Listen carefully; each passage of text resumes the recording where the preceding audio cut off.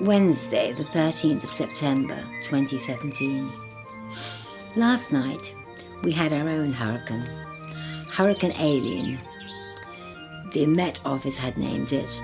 I was rather amused at a comment in my newspaper this morning querying why hurricanes that are usually so destructive are given names that are reminiscent of school dinner ladies and not named after destructive mythological characters. I must say, I totally agree this relatively tame hurricane that hit us last night was nothing compared to Irma, who the same writer had likened the name to an American granny who cosily sits and knits, which has devastated many homes across the West Indies and Florida, leaving thousands of people homeless. Our hurricane sent branches hurling up against our windows, sounding every bit like an attempted break-in. It woke up Jonty, who became terrified and ended up in our bed. It had also apparently woken up Rosie, but she enjoyed its drama and its ferocity and had just decided to lie there in her bed, watching the trees in the garden bend over in the wind and listening to the howling gale. She even opened her curtains wide to watch. Marshall slept right through it, but I lie there wondering how the homeless, whose only shelter was a cardboard box, were faring.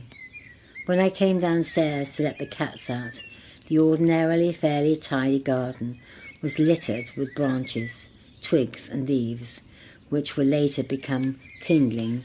Nothing is wasted in this household. My little band of friends gathered here for my Wednesday morning group, and the two little ones went cheerily into lessons with their Wednesday morning tutor. But not before Jonty had spied a tree in the garden of a neighbour, which was hanging precariously and about to fall. It was a very large tree, and Jonty said, "Quick, we must evacuate the road before anyone gets hurt." Fortunately, it was not of any more danger than if and when it fell, it would block the road, which was serious enough. However, it was quite difficult to get him to settle down to serious work. He was already well hyped up from his sleepless night. I decided that when I took over from their tutor, we would look at weather and what causes hurricanes. I have always been one to seize the day. Marshall went off very happily once again to his placement. About 10 minutes after he left, the skies opened up and we had the biggest hailstorm that we have had for a long time. I guess that he had probably just reached the riverside, where there is a very little shelter, and would reach the school drenched to the skin. I tried to ring him to see if he would like a dry set of clothes brought in, but he obviously for once had not taken his phone with him. Better not embarrassing him on his first week by going in looking like an over-anxious mother carrying a pile of fresh clothes. I know schools, they're always overheated, and he will probably quickly dry out. Rafa, our lovely chocolate Labrador, had a bad night. He was whimpering every time he shifted position last night when we left him, and he was very much the same this morning. Unfortunately, his medication isn't due until midday. However, this afternoon he is much more like his old self, and he is remaining calm and peaceful. As I write this, he is asleep at my feet, with Millie, the border collie, very closely snuggled up to him.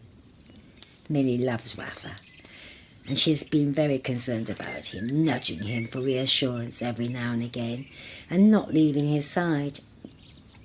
She is very old, and is half blind and very deaf, and much slower than he is, but it is wonderful to observe how much they care for each other.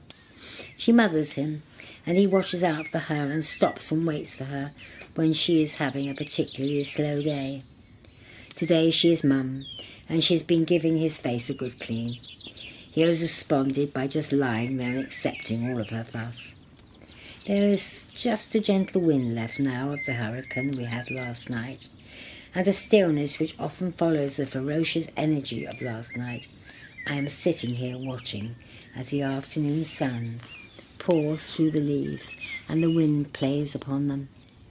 I am sitting in the music room, which is large and airy and quite formally furnished, and from here I can see the pattern that the wind, sun and leaves are playing out on the kitchen floor. It is a harmony that so often happens in nature, And yet generally people are so busy rushing through life that they just don't notice. And yet this sort of thing never fails to make my heart sore. We have still got, in this green and pleasant land of ours, fields and woodlands, and we are particularly lucky where we live.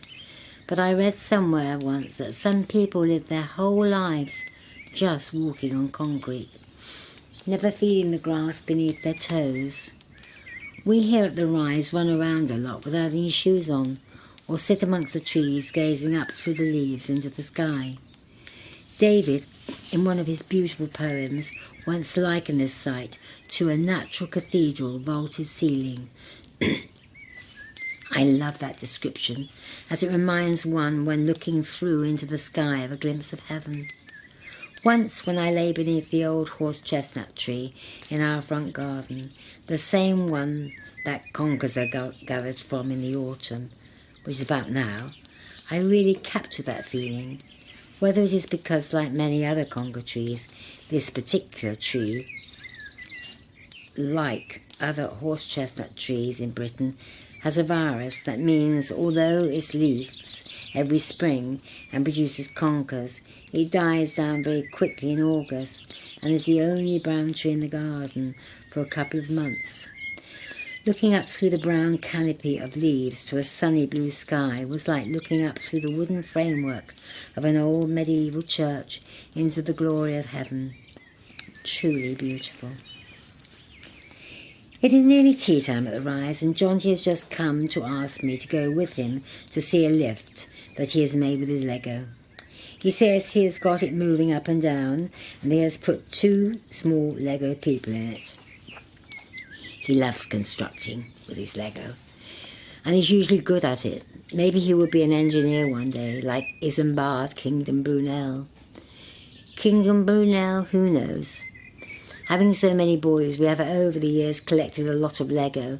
Each boy has grown, has passed it down to the next one, and Jonty and Rosie have drawers and drawers of it, and the miracle is they seem to know exactly where to find every little piece that they are looking for.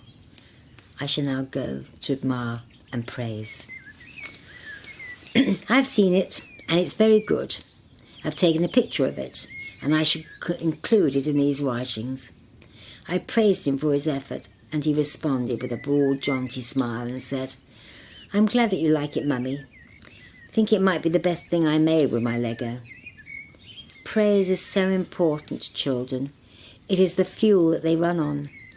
What we think of our children is how they will regard themselves. Someone many years ago gave me a card which I have kept and would like to share with you now. Children learn what they live. If a child lives with criticism, he learns to condemn. If a child lives with hostility, he learns to fight. If a child learns with ridicule, he learns to be shy. If a child lives with shame, he learns to feel guilty. If a child lives with tolerance, he learns to be patient. If a child lives with encouragement, he learns confidence.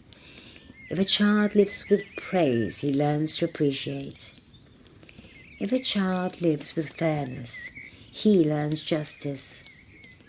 If a child lives with security, he learns to have faith.